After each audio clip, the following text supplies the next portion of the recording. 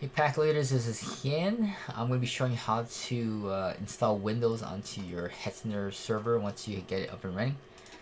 Once you get your access, you're going to click over here. You see something that says robot.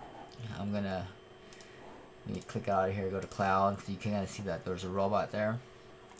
There's a cloud server that's kind of shared resources. It's a little slower and cheaper, but I recommend you get the robot, which is a dedicated server. So once you click on that, you'll see servers on the side. You'll see the one that you just bought. Click on that, that'll open up, and then click on Windows tab, and then you should be able to see, hey, which Windows version do you want. I believe you can just get the latest one, and make sure you get the standard edition. That's just the basic one, and there's an extra $20 license per month on this. Okay, and then you select language, activate, and then you're up and running. They'll send you an email with their administration password and everything else. And then you're gonna have to reset that password. So they're gonna have a thing in your email on how to reset your password. Hetzner.com VPS password reset. Yes.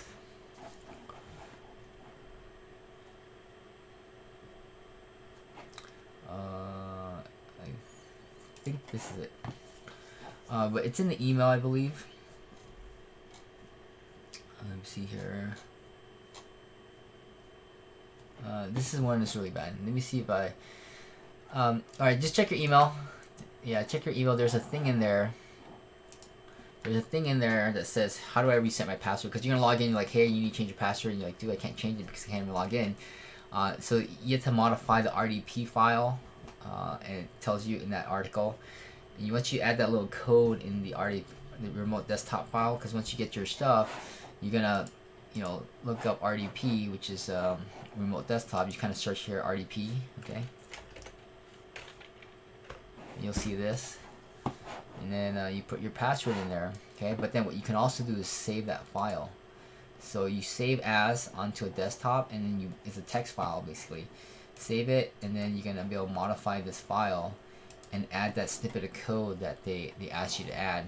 And once you run it again, it'll say, okay, cool, we'll bypass it, and then it'll prompt you to change your password right away once you log in. Okay, and then once you're in, then you can start installing the TradeBot and kind of go through those videos on how to troubleshoot, and you run into any issues, go through that, install the support files and whatnot. Make sure you get all the updates for .NET 3.8, 5.7. I'll do that in a separate video. But this is just mainly to show you what you need to log in to your Windows. Okay, thanks.